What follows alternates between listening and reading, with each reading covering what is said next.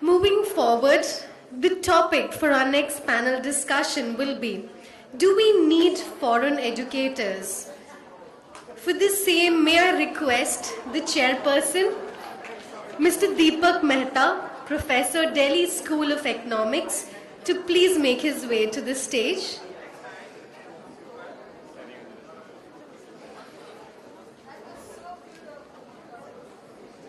I would like to invite our honorable speakers,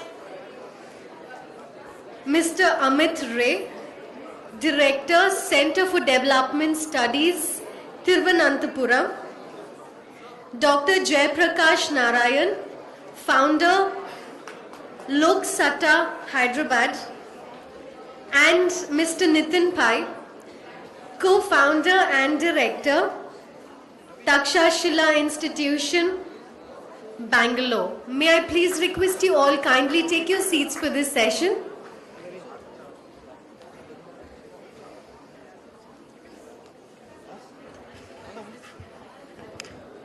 Ladies and gentlemen, please take your seats. I request you all kindly please be seated. Our next session is about to begin.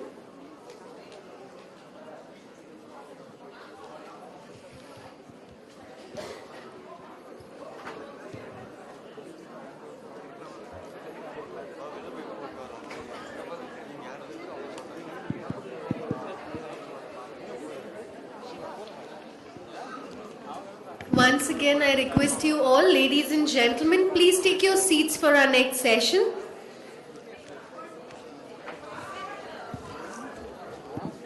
Please, may I request all of you please take seats because we start the session.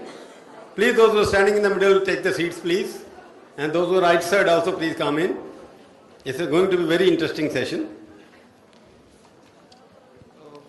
Okay. Well, at the outset, I'd like to thank the organizers for inviting me here. I don't quite know why they did so, but they did. Now, we have a very, very powerful and distinguished panel for today's discussion. We have Amit Ray, Dr. Jayaprakash Narayan, and Mr. Nitin Pai, who are going to be presenting over here. So briefly, Amit is he's an academic and he's held several teaching positions in all the major universities in the world, including the Singapore National University, Jawaharlal Nehru University, and the University of Calcutta.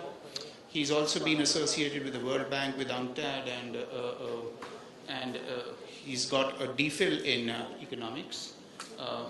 He was also elected Fellow of the Royal Society of Public Health in London in 2007. And he's our first speaker today. Second speaker will be Dr. Jayaprakash Narayan, and I don't think he needs much of an introduction. He's a renowned governance reformer. He's got incredible insight into local level politics. He's a founder member of the Satta party, which is India's largest grassroots movement for democratic reform. He's been a member of the Legislative Assembly of Andhra Pradesh, also a member of the National Advisory Committee to the Prime Minister of India from 2004 to 2006. And he's been one of the key players in the Right to Information Act.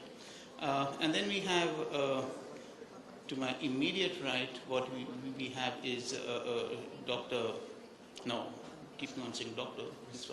Mr. Nitin Pai, who's the co-founder of the Takshashila Institution, an independent network public policy think tank, the editor of Pragati, the International Interest Review.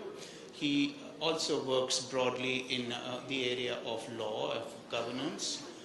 He's been a guest lecturer at several places. He's spent more than a decade with the Singapore government shaping its media and communication strategy, so he's well versed in contemporary media technologies. We are going to start immediately from the extreme right, from Dr. Ray. and we'll come to me. So the last and least is I'm Deepak Mehta. I am a professor of sociology at Shiv Nada University in Noida in UP, and I've worked on broadly on issues relating to Islam, to violence, to material culture, and so on. So just a sentence before we start. Now it seems to me that this is actually a very interesting question. Do we need foreign educators? And it seems to me interesting because at its heart lies a certain kind of paradox. Empirically, as far as the Indian education system is concerned, we don't have much evidence of foreign educators being actively participating in shaping curricula, forming academic policies and so on, forming syllabi, all those sorts of things. But we do know, on the other hand, that the need and the desire for a foreign education is unabated. It's rising. So this seems to be the paradox. On the one side, we don't have foreign educators who participate in the Indian educational system, but we have an immense desire to gain a foreign degree, to participate, to partake of foreign education. So it's a strange kind of thing. And you may say, since the time of Macaulay, as far as India is concerned, since colonial times, education in India has by necessity been foreign. That we've always imported all our basic ideas of science, of technology, of the social sciences, of how to do history. They have all come to us in one way or the other from the West. So how does one reconcile? And yet we don't have foreign educators. Is this a good thing? Is this a bad thing? Is something that I don't know? Is something that's open to debate? Personally, I don't have any problems with foreign educators sort of participating with us. In the department that I work in, there is one Sri Lankan, one Frenchman, and we are in the process of recruiting a Russian to come and teach sociology. And I think that's a really great combination. But not from a position of inferiority, from a position of equality. So we have that kind of complexity that is part of the Indian educational scene. So without much ado, I'll ask Dr. Ray to start. Thank you very much. It's a pleasure to be here, and I thank the organizers for inviting me to be a panelist in this session. Do we need foreign educators? Let me first, I've been given about 7-8 minutes to speak, so I won't take too long into introducing what I'm going to say. However, it is important to look at the meaning of the word educator. If we look at the Oxford Dictionary, educator is a person who provides instruction or education, a teacher, lecturer, professor, fellow, reader, academic, guide, mentor, guru, counselor, in Indian, Pandit. Now, what is a foreign educator? What is a foreign teacher? Are we talking about a foreign educator just by a nationality, country of origin, or foreign as in trained in a foreign country? Now, I don't see any difference between the two. If you're trained abroad, then you might as well be considered as a foreign educator because your training is a kind of an exposure to a system that is not Indian. So, let us now look at the question based on these clarifications.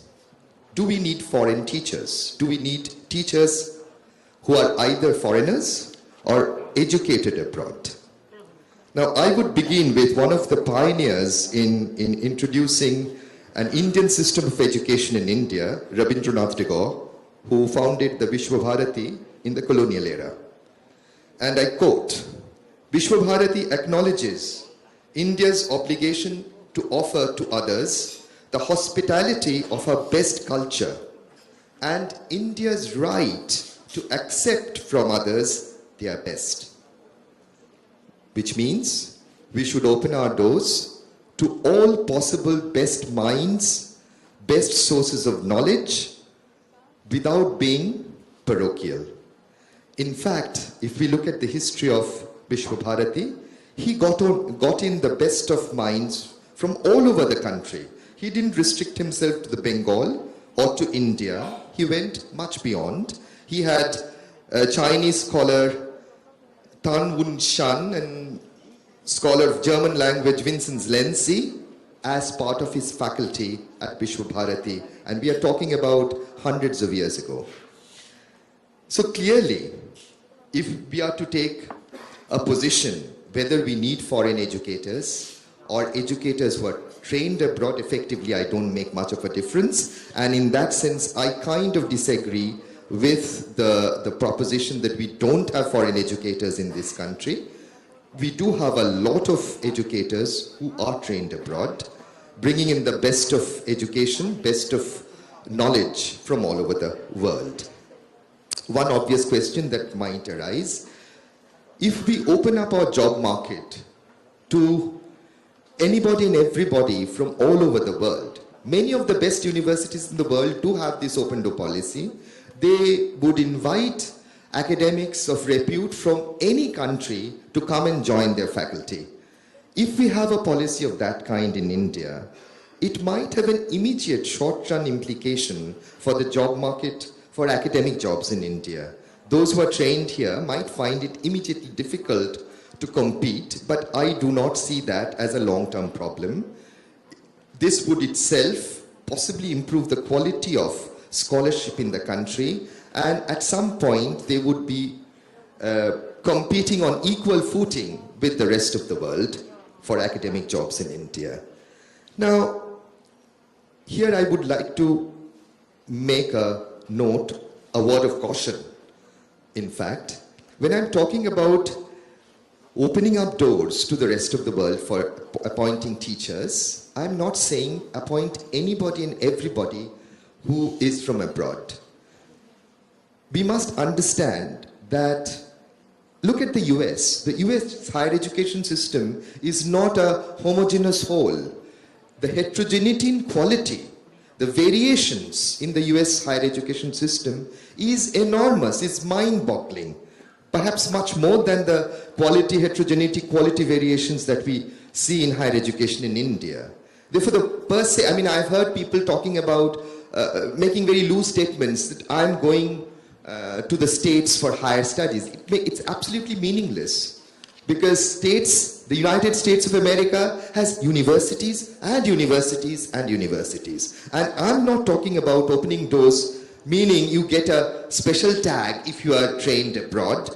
I'm talking about those who are trained in the best of the institutions, wherever they may be located. An obvious question that comes to my mind at this point, which I'd leave it to the audience to ponder about, when we talk about foreign educators, teachers from abroad, an immediate impression that comes to everybody's mind, what we have in mind is possibly the Western world, the so-called advanced industrialized nations. Are we also talking about scholars from the emerging world, scholars from China, Brazil, perhaps from the developing world, with scholars with areas or expertise, niche areas of specialization, maybe from Bangladesh, maybe from Africa, maybe Sri Lanka, Pakistan? These are questions to think about. Now let me take a couple of minutes to actually tilt the discussion towards a slightly different angle. In fact, when I saw the topic, I felt that the word educators was used by the organizers in a somewhat loosely. Now, if we go beyond the Oxford definition, if we go to the Webster American English dictionary, then there is one of the meanings which is listed is an administrator in education. Now, of course, an educator, whether he is a teacher or an administrator, is a person. But for the last couple of years, since actually more than that, 2010, there is a debate going on in India about foreign educational institutions operating in the country. So I wonder, when the organizers coined this topic, do we need foreign educators, whether they had in mind foreign educational institutions. If that is the case, the debate is somewhat different, and my position would also be somewhat different.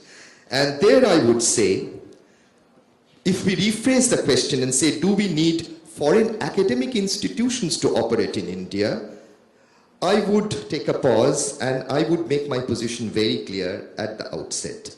I believe higher education is a merit good, and market solution, I'm an economist, so I'll use the economics jargon to explain my position on higher education. If it's a merit good, market solution will lead to suboptimal provision.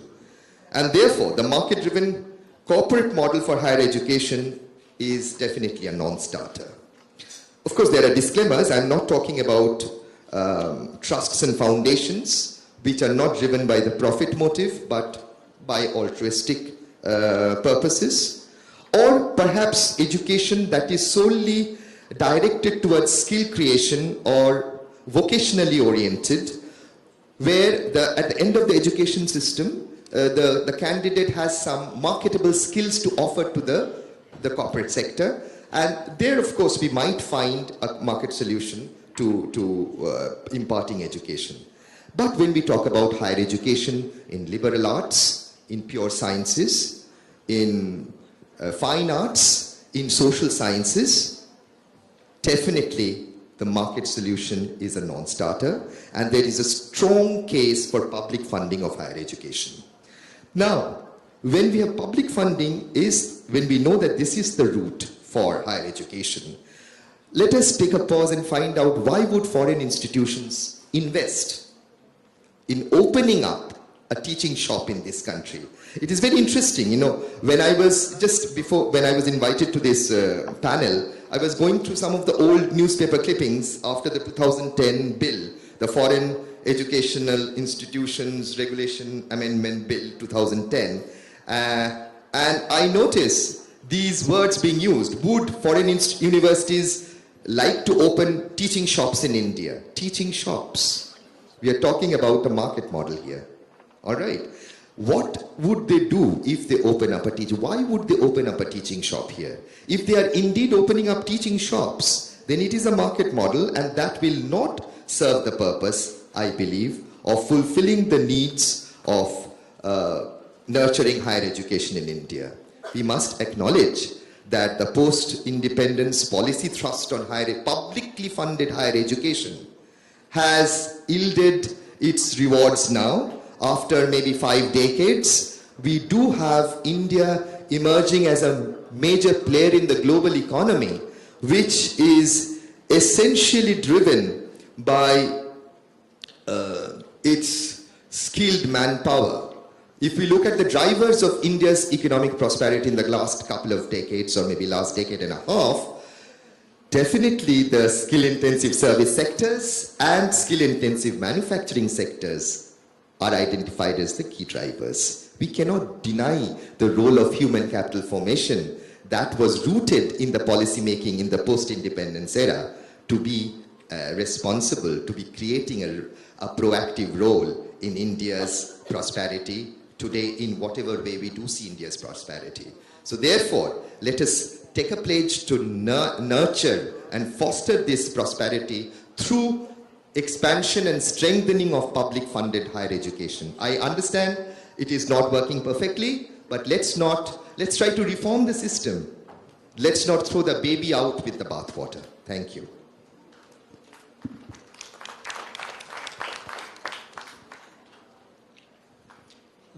Mr. Chairman,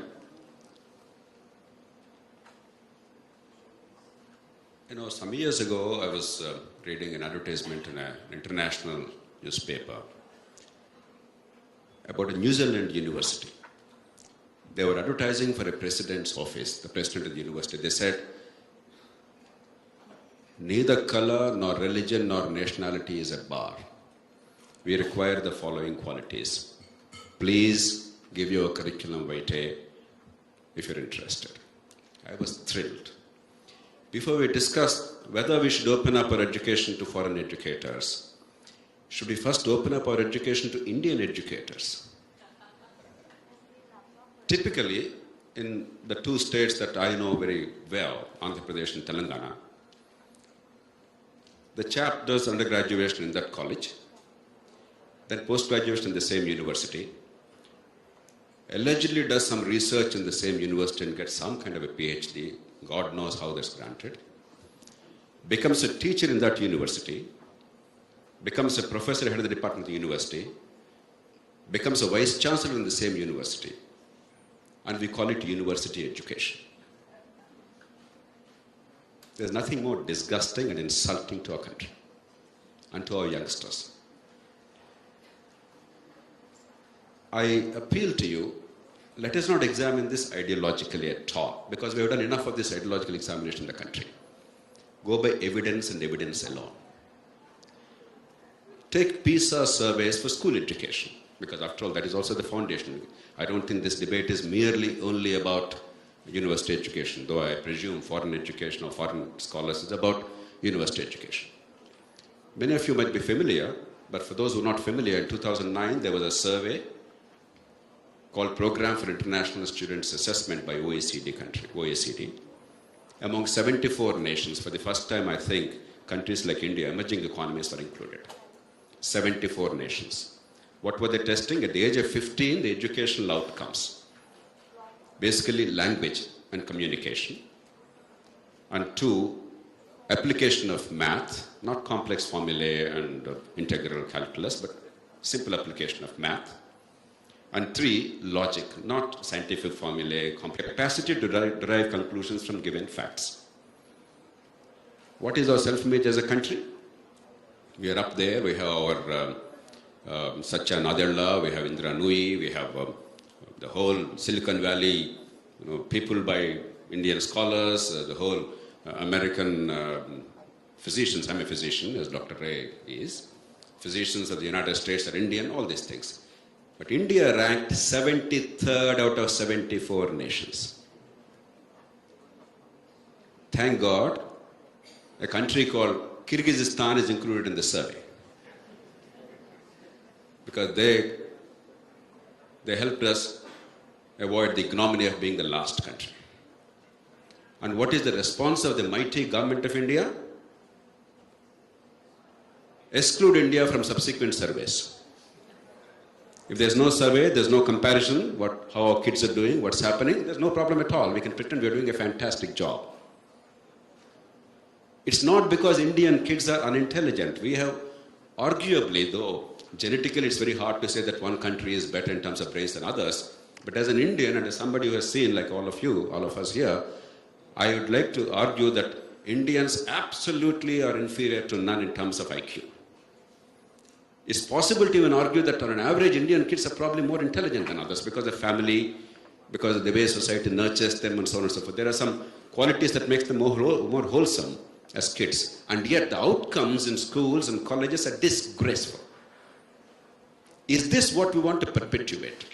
Do we want to pretend that our kids are being educated just because a small sampling of this country, a small percentage, either because of particularly good genetic endowment or parental support or an exceptional teacher here and there who inspires them, they do very well because after all in a large country of 1.3 billion population, some people have to do very well. Now, are we contented with that? And then we will pretend that we are doing well and therefore what's happening now is perfectly all right. And Dr. Ray's point, no, let's reform this, but not bring in institutions. 67 years we've been reforming. 68 years. Every plan, document, every education policy, every new minister's pronouncement, every bureaucrat's circular is all about reforming education, improving education, blah, blah, blah, blah.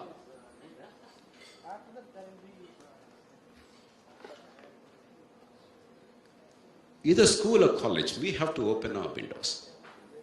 It needn't necessarily be bringing somebody here. Identify the best practices, learn from them, adapt them, apply them, and get something of value to our kids. Take khanacademy.org. Now this Salman Khan is from Indian subcontinent. He went to the United States, went to MIT, came up with a powerful idea. It's become very popular. It's not the only one. There could be many others. He's now looking at also higher education. So there are a variety of means because education cannot accept any kind of barriers. There cannot be national boundaries. It's an absurd notion. Other facts. 264,000 young Indians are abroad for the purpose of education, spending $6 billion a year. $6 billion a year. Some of them spending $40,000 to $50,000 a year. The fact is that there is a flight of capital and of manpower.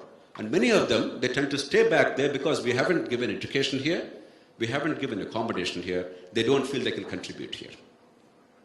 Shall we allow this flight of the best brain power forever? Or shall we actually utilize this brain power? I'm not opposed to Indians going abroad. I'm actually very much in favor. Brain drain is better than brain in the drain.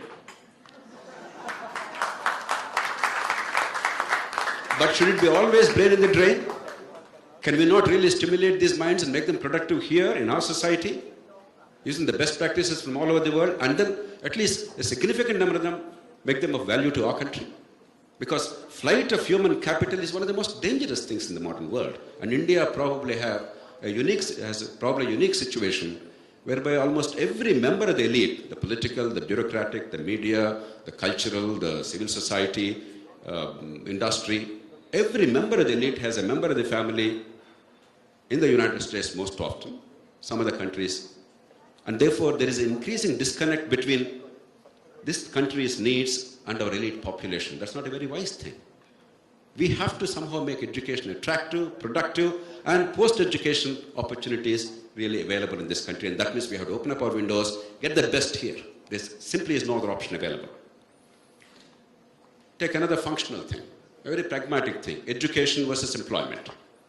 The world over, the more education you have, the greater employment you have. There is a direct link between education and employment. Take the OECD countries on average. And this data is about a couple of years old or so. Things may be a little changing now because of the recession, post-recession in some parts of the world, so on and so forth. But it gives you a general picture nevertheless. If you only had school education, 12% of the OECD young people are unemployed, old or young. If you also had a diploma, then 7% of the people are unemployed. If you had actually a university education, tertiary education, only 5% are unemployed. The more educated you are, the more employable you are. India is the sole exception among large economies to this pattern in the world. Uneducated, no unemployment. With just school education, some unemployment. With 2 years intermediate or whatever we call pre-university course whatsoever, more unemployment. College degree, much more unemployment. Postgraduate, whole lot of unemployment. This is an amazing thing. It's an incredible thing. We are so used to it that we think it's perfectly normal. It's irrational. It's absurd. It's dangerous. You're creating a society of schism, a society of unrest, a society which is going to be full of strife. The other day, in my erstwhile constituency, the policeman came and told me, sir, we caught a gang of young people who were chain snatchers, 5 kilograms of gold. They were very professional. They were doing it very thoroughly. It's not a casual, random incident. And lots of things were found. Who are these guys? Engineering college kids from Hyderabad city. In Andhra Pradesh alone, 10 lakh engineering graduates are unemployed. In a large measure, it's not merely a function of the economy. In a large measure, even engineering degree, which is by definition an applied science, let alone other degrees, has not prepared them with any skills which are employable. A mechanical engineering graduate, if your father says, look, recently we bought a car, there seems to be some problem, will you please check? All that he can do is take it to an illiterate mechanic. He has no clue. They cannot be employable. I was watching only yesterday, but quite by accident, a short program. Siemens started a few units, manufacturing units at the high end in the United States. Now, US is reversing the trend. The high-end manufacturing, technology manufacturing is now going back to the United States. So Siemens started this unit in one or two places, and they trained American workers in Germany, or they brought German trainers to give them training to American workers in the United States. It's not about India or America, dark skin or white skin. We simply need to get the best skills and best talent and best knowledge wherever it is. And we cannot simply go and expend dollars and expose the bulk of Indian population, which is desperately poor or middle class, to United States or something else. The rich may probably be able to go. Though it doesn't make any sense to me if I can provide roughly equal education here at much lower cost, why my kids must go to those countries and spend in dollars, precious dollars. There is enormous hunger for education despite our abject poverty as a country. Civilizationally, we're very strong. There is probably greater hunger for education in this country than almost any other country on earth. Even the poorest families are willing to spend disproportionate amounts, disproportionate to their income, way out of their capacity to give their children a head start at a private school or a college or university or whatever. And the kids work very hard. It's not that the kids are useless or anything. They work really hard. You only look at the +2 kids in many states in the south, for instance, before they go for engineering or medicine. There's no place on earth where they slog so much as in this country. It's not because there's no demand. It's not because the kids are not intelligent or the kids are not really working hard. It simply is that we haven't created the climate, we haven't created the environment, we haven't really adopted the best practices. And where do our universities stand? I was quickly doing a survey. There is not a single Indian university in the top 200 or 250 in the world. Depending on the survey, there are 7 or 8 universities, most of them IITs. Only 2 universities actually figure, that is Delhi University and Punjab University, and Indian Institute of Sciences. The others are all IITs. They figure between 250 and 350, and 8 of them altogether. That's all. Out of the 82 universities of this country. This is the reality. It's not that America is the only repository. China has a significant number of universities now in the top 50, top 100, top 200, top 300. 10 years ago, I remember Chinese telling me that we admire your higher education. 10, 15 years ago. I mean, by the time I already had some idea of what higher education was about. Therefore, I maintained silence out of my false notion of patriotism. But today, it's all exposed. The shallowness of our education. We need the best practices of those countries, and therefore we need those educators and institutions both to come here. And we are champion imitators in the world. Therefore, the moment they start doing that, within a few years, our institutions will do exceptionally well. They borrow these practices, and we will simply have many clones. I have no worry about that. But you cannot allow the flight of people and flight of capital. What are the things, Mr. Chairman? 1 minute more. What are the things that are required to be learned from my perspective? Teacher recruitment. I already talked about the incest in academia in this country. There is an academic incest in India. Whereas typically in all the great universities of the world, if you are a product of a university, almost certainly you will never be chosen as a teacher in that university. If you're a Harvard product, you go to Stanford or somewhere else, but don't come to Harvard as a teacher. Unless after 10, 15 years, you are top of the line in the world in that particular field, there's nobody else available. As a general rule, you have to go to another university so that there is this cross-fertilization of ideas. That's what university education is about. The curriculum, I don't have to go into details. There are many great educators here. The methodology, a lot needs to be done. And I know how much you know about it. It's not enough that you have a fantastic syllabus, but unless the methodology is radically different. Exposure to industry, government and society. I have seen political science PhDs who know nothing about either corruption or politics or political party structure, why our electoral politics is so rotten, why our political economy is so disgraceful. And yet they are PhDs, they are postgraduates, they are undergraduates in political science. I can go on and on. And evaluation. We have the most disgraceful evaluation system in the world, arguably. I mean, typically for a postgraduate student, undergraduate student, even if you haven't done anything in the past 2 years or so, all you have to do to get a first class or even more is mug up the answers to past 3 years question papers and generally avoid the last year's question paper because the last year's questions will not be repeated. Don't waste even that much of time. And then you award the fellow with a degree. And the fellow thinks now he's the master of the universe because he is now master of arts, master of science, whatever. When I took the IAS examination 35 years ago, as a medical doctor, I thought, no, all these chaps who are competing, they came from their disciplines, they studied that for 5 years, my God, I knew I did nothing but medicine, surgery, gynecology, obstetrics, pathology, physiology, blah, blah, blah. And unfortunately, they were not available for me to take exam in those days. And how do I compete with them in humanities like history or economics or political science, international relations? I was really petrified. And then to my horror, I saw that university education simply is no education.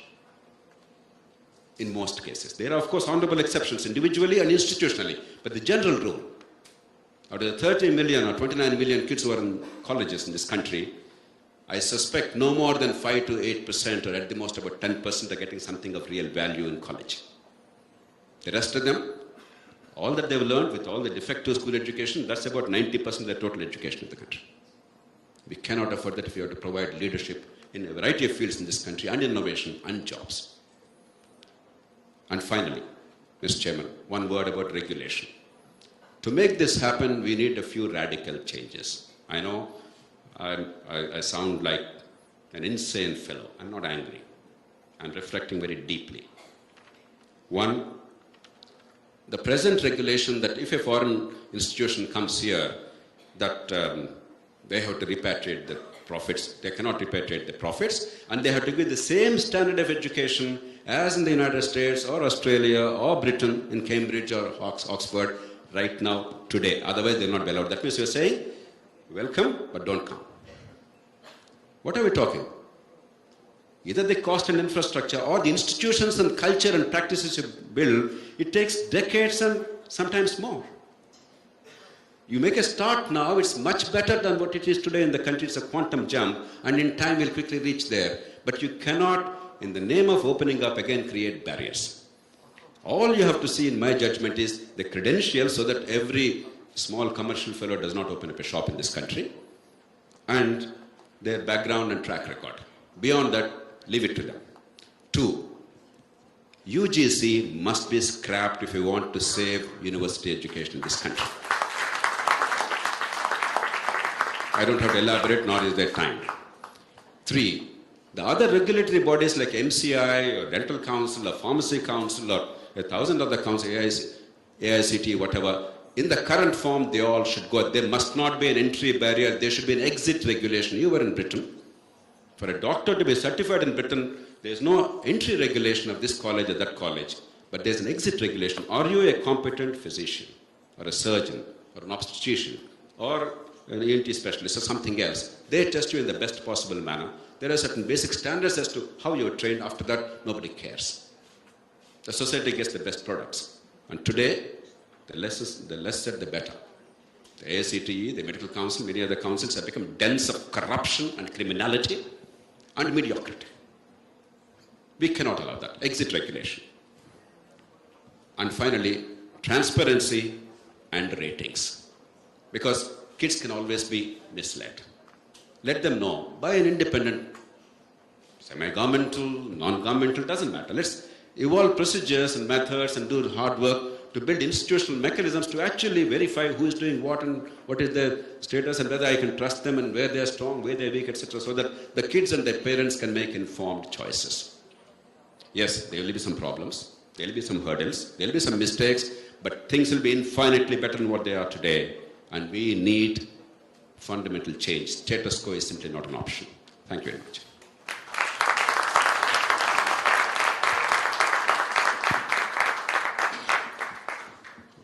I'm going to keep this very short so that we can talk to you a lot more.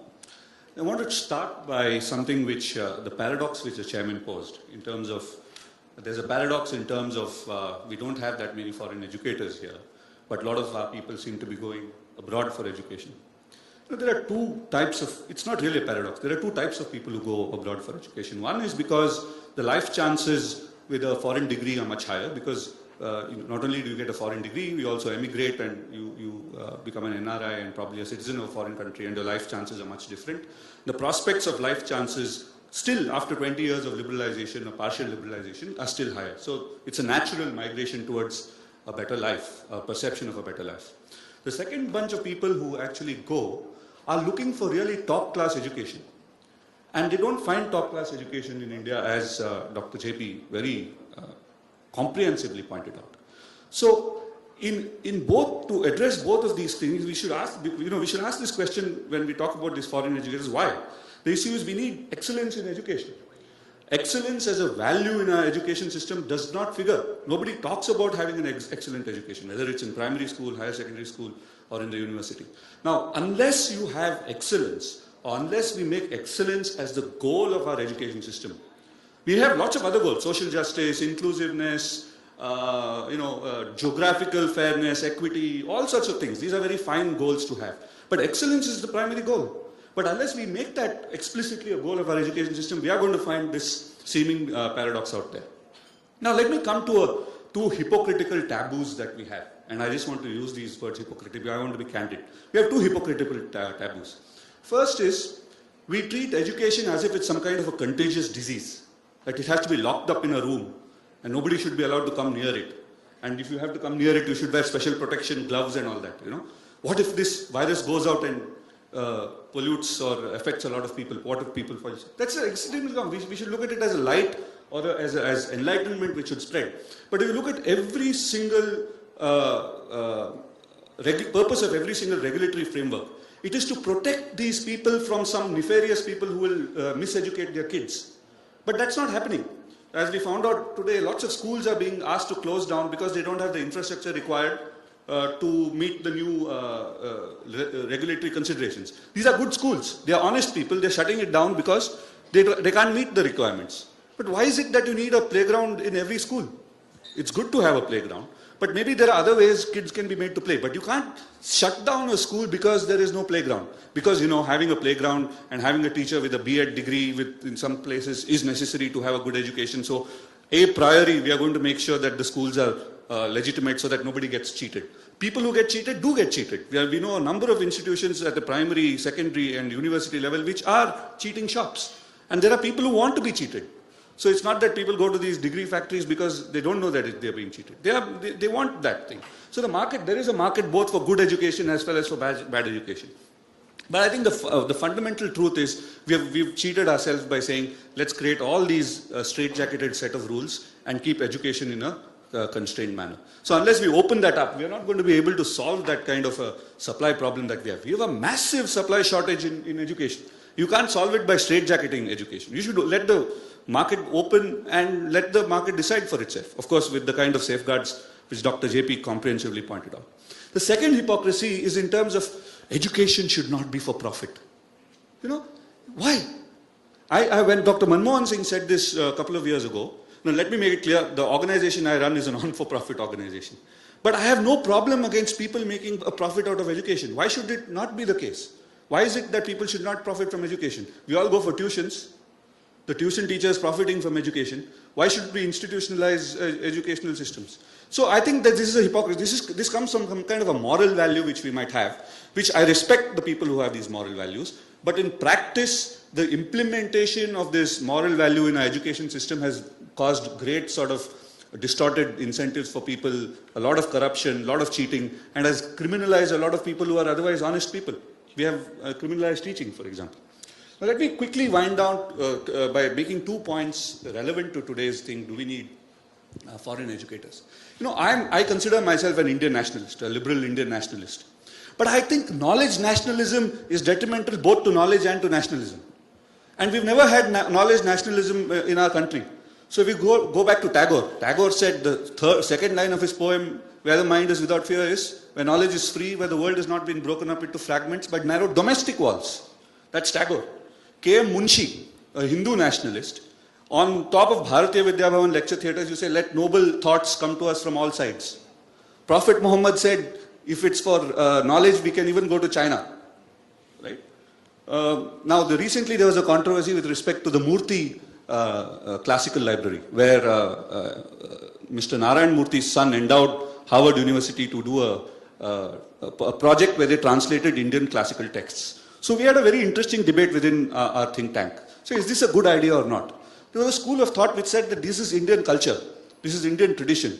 This should be translated in India. Why is it being translated in Harvard? Then once you look at it and said, look, this is the Vedas, the classical history of India are a common heritage of mankind. It's not that we have any exclusive intellectual property over what our forefathers did. And if Harvard University is the best place where this tradition can be preserved, where it can be interpreted, where it can be derivated, then why not? Why should we say that it should be kept in a place where, there are places in India where very interesting, very classical texts, palm leaf scripts are being kept in very bad condition. We don't know whether they'll survive another generation. So if people can do it well, why not? Because if we have a different view in terms of how those classics should be interpreted, we can always put forth those views. There's nothing stopping us, right? So I think the idea of knowledge nationalism is a very dangerous idea. It is not something which India has ever had as a historical norm in our country. It's just that something which we've invented in the last 20 to 30 years, and I think we had to jettison it as quickly as possible. The last point, very quickly, is that by looking at this question of foreign educators in a very narrow parochial sense, we tend to lose sight of the opportunities presented to us in the information age. Today, it is far easier, for example, in my organization, we take smart people wherever they are in the world and connect to them and build an organization based on connecting to smart people wherever they are in the world. We have scholars in the United States, we have scholars in Europe, in Singapore, and in Australia, and we can work together online to create intellectual output. So it is far better, far cheaper, far more feasible, far more interesting to create knowledge and education in this format in the modern age, rather than to look that, is importing human beings or exporting human beings. That's no longer necessary. So if we get rid of the mindset of knowledge nationalism, a lot of opportunities are available for us to be able to leapfrog into the 21st century education space and solve the great, grand supply challenge that we have.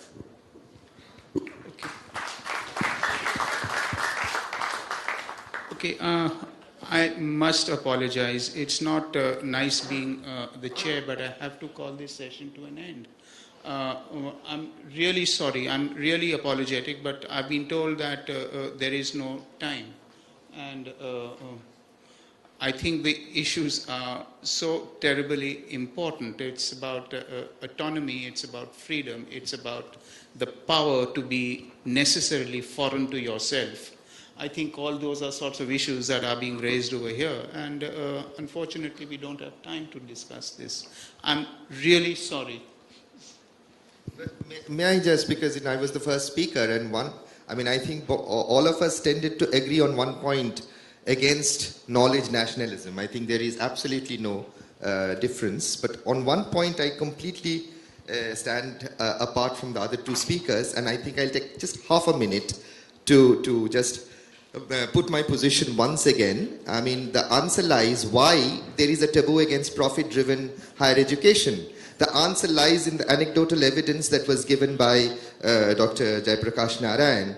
You have this bunch of engineering graduates graduating as a result of being steamrolled, as a result of corporate-driven higher education. There is this mushrooming of engineering colleges, very low-quality education. Half of them don't even end up with students which are employable.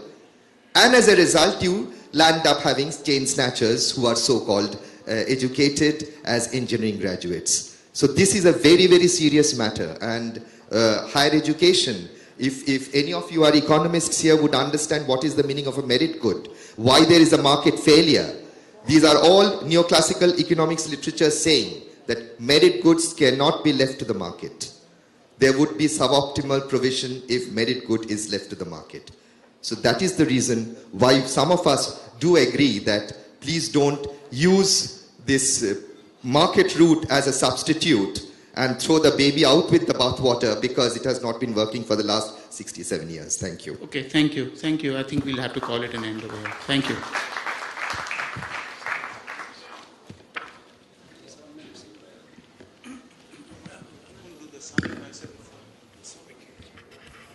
May I please request our honorable speakers to kindly remain on stage. I would like to invite Mr. Chawla to kindly present mementos to our speakers.